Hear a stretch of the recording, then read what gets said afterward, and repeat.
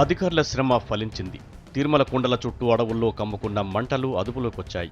వారం నుంచి అడవులు తగలబడుతుండటంతో పొరుగు రాష్ట్రాల నుంచి వచ్చిన త్రివిధ దళాలు పరిస్థితిని చక్కదిద్దడంలో ప్రధాన పాత్ర పోషించాయి.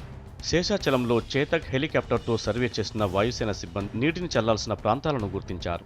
అత్యాధునిక C-130 ఎయిర్క్రాఫ్ట్తో రెక్కి నిర్వహించి మంటలు ఎటు నుంచి ఎటువైపు వ్యాపిస్తున్నాయో పరిశీలించారు. చేతక్తో పాటు మరో 2 హెలికాప్టర్లు రంగంలోకి దించి పరిస్థితిని అంచనా వేశారు. ఒక్కో హెలికాప్టర్కు అధికారులు 3000 లీటర్ల సామర్థ్యమున్న భారీ బకెట్లను అమర్చారు.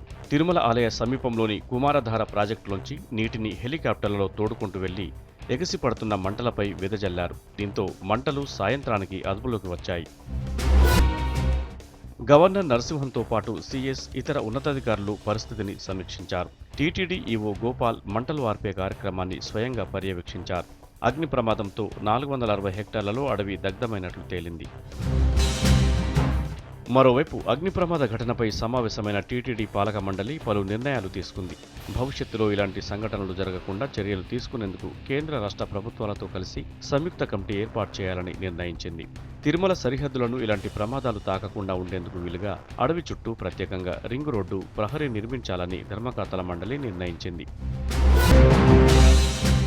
వారం క్రితం చెలరేగిన మంటలు అదుపులోకి రావడంతో టీటీడీతో పాటు అటవీశాఖ అధికారులు ఊపిరి పీల్చుకున్నారు.